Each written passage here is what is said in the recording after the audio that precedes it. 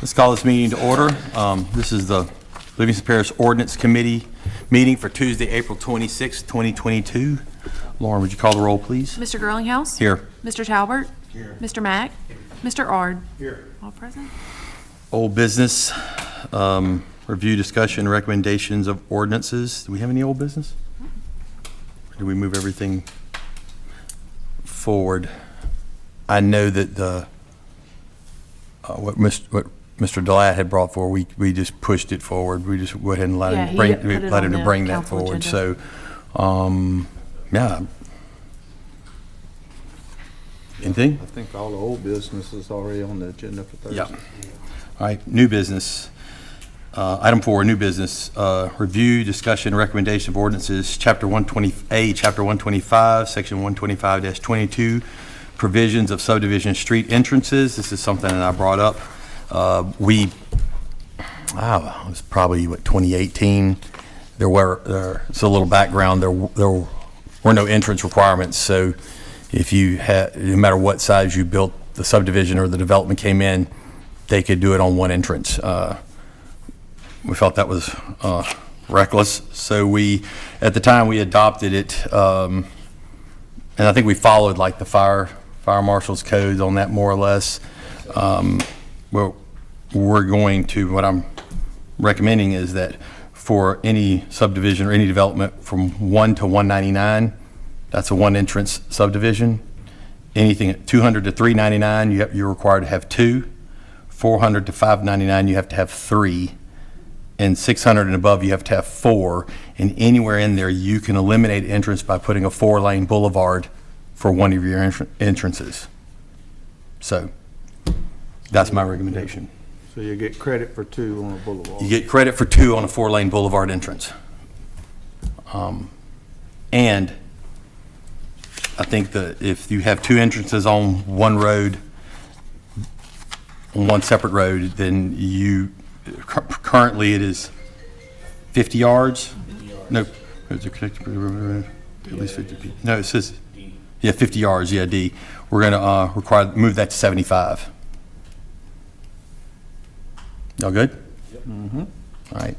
So B is going to remain as it is, and we're going to add the language to C, 200 to 399, 400 to 599, and 600 and above. Correct. And we're going to change D from 50 to 75. Okay. Ms. White, you got that? Mm-hmm. All right. Any discussion for the audience? All right. I'll make that motion. Motion by Mr. Talbert. Second by Mr. Mack. All in favor say aye. Aye. All right. Item B, planning and permitting fee increases. I don't know, John, did y'all read this? I talked to Mr. Sam about this, and essentially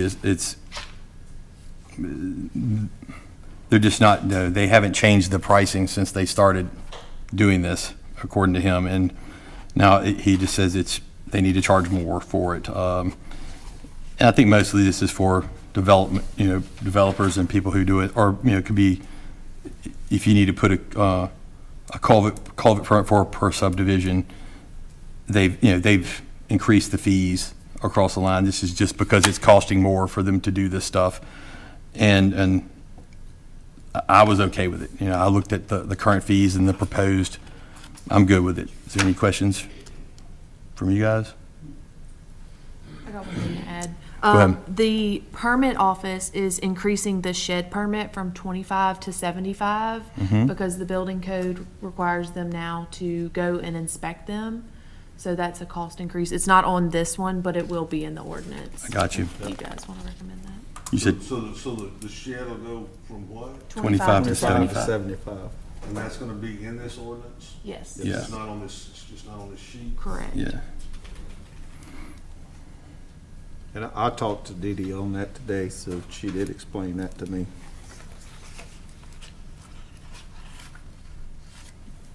All right. I'm Y'all good? I'll make that motion. Motion by Mr. Ard. Second by Mr. Mack. Hang on. Go ahead. We couldn't hear you about the culverts. It's the culverts is just an example I gave. It was to put a culvert down in a subdivision For them It to come, was 25, now it's 100. because they go out there and they go and shoot a grade and everything, they increase the fee on that. So, But a replacement culvert's no charge. If you're replacing an existing culvert, there's no charge for the permit.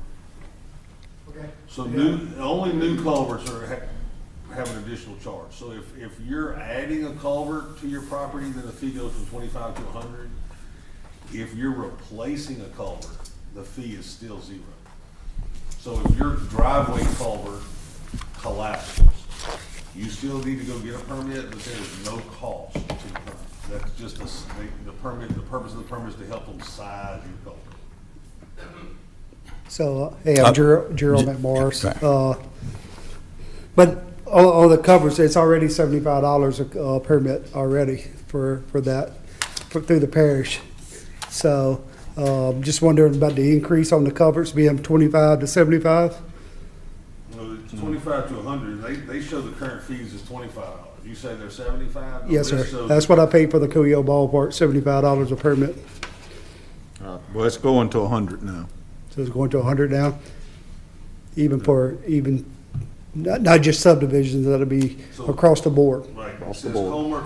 culvert permit in subdivisions is 100 per permit, culvert permit in other areas, $100 a permit, culvert permit replacement, it's 0. Yeah. So what's the additional cost again? So that if. I couldn't hear it. I'm Everything. sorry, I didn't turn.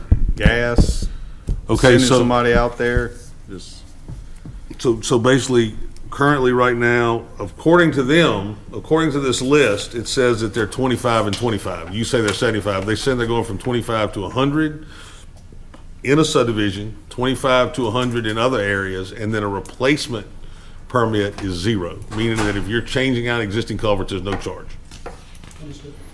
So I think that the fee would be, they're going to go out there and shoot a proper grade. If you're putting in something new and it requires them to put an entrance off a road, they're going to go shoot a grade and size the culvert for you. They should be doing that now at 25, and I'm sure they are. But they probably didn't really do that at some point, in the past. Are they going to supply the wrap along with it? I don't know. Brian, you talking about the riprap? Yeah. I would imagine. I mean, Yeah, it depends on whether it's one of those deals. Sometimes they install them for you. If you buy them, they'll come put them in. At that point in time, they would Understand. provide the wrap. And if you were putting them in yourself, then you're going to have to provide it. Okay, thanks. Anybody else? I got a motion second. All in favor, say aye. Aye. All opposed? All right. Item C, amend LPO 22-06, definition of Fonzie. Mr. Talbot.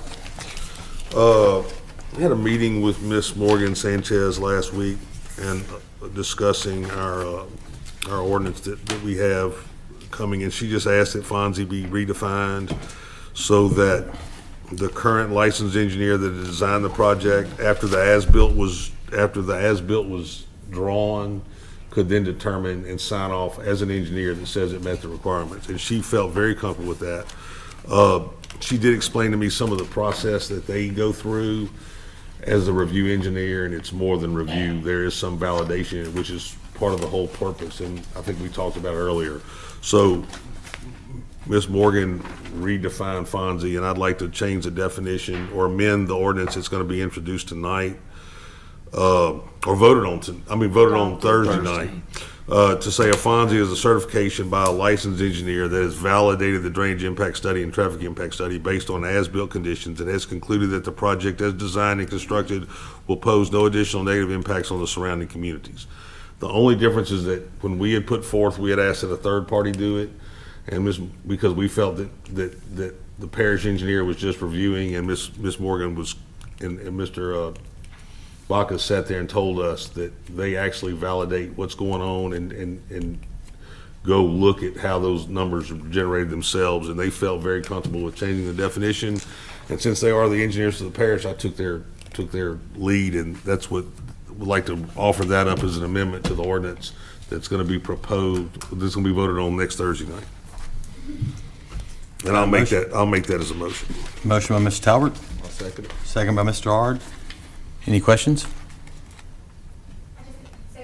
Come on, you got, it's okay. So they won't inquire a third party? Is that what you're saying? I'm sorry, just, yeah, Holly Clark. okay, okay. Yeah, so basically, in lieu of hiring a third party to do the work that's already been done, because I felt, when I wrote the ordinance and looked at it, I felt that Fort and DeBlata only reviewed. And Ms. Sanchez and Mr. Bacchus actually went through what their process was, so they do a lot of the validation of the study. And so we still have the same situation where we have an engineer that goes in and does the as-built. And as that engineer does the as-built, compares it with the design as it was designed, and then tells you that there will be no additional impact based on the way the as-built was. And I felt very comfortable with that, since Ms. Sanchez said that they do a lot of validation of the numbers. That was the whole purpose of the FONSI originally, was to validate what was given to us. So Ms. Sanchez does a validation, and then this engineer is going to basically do the as-built drawing and say that the as-built matches the design, and so therefore there'll be no additional impact.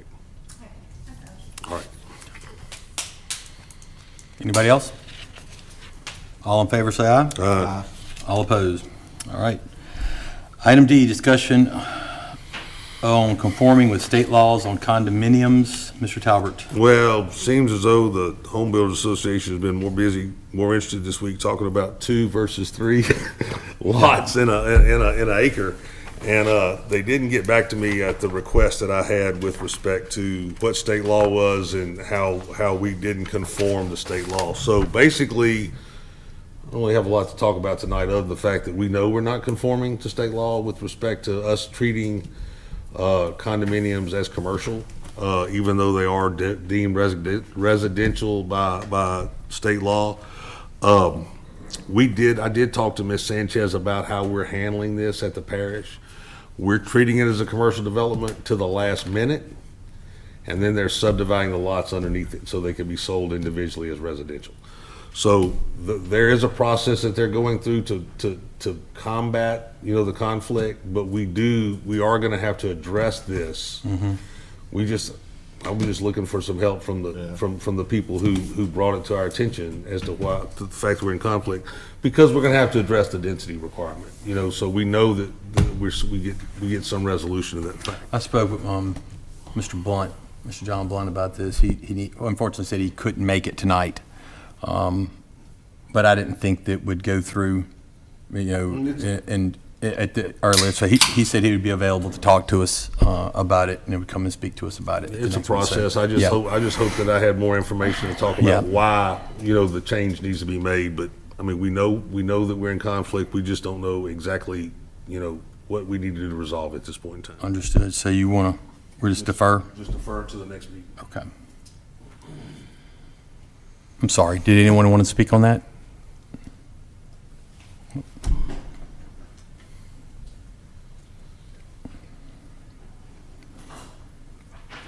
Clint Harris, live on 8255 Harris Road. Clint, you mind turning that microphone on? Just Where the little man, there you Little- go. yeah. That's it. Perfect. Thank you. My question is, I've been hearing that y'all were gonna address density. That's my biggest concern with all this stuff is density, and not condominium subdivisions. When is that gonna happen? this, Thursday. yeah, we're gonna do that Thursday, but this has to do with condominiums. So if Okay. if you have something to point out about the condominiums, other than that, we can't. So it is gonna be Thursday? Thursday. Yes. Yes. Okay. You can leave it on. You can leave it on. Okay. Thank you. Anybody else? All right, that's it. I only had one other thing, other business. Didn't get to do this the other day, the last meeting when I was the chair. But congratulations, Mr. Mack. You're now vice chair of the ordinance committee. So, all right. Can I have anything else? Motion to adjourn. Motion. Motion by Mr. Ard. Second. Second by Mr. Mack. All in favor, say aye. Aye. Aye.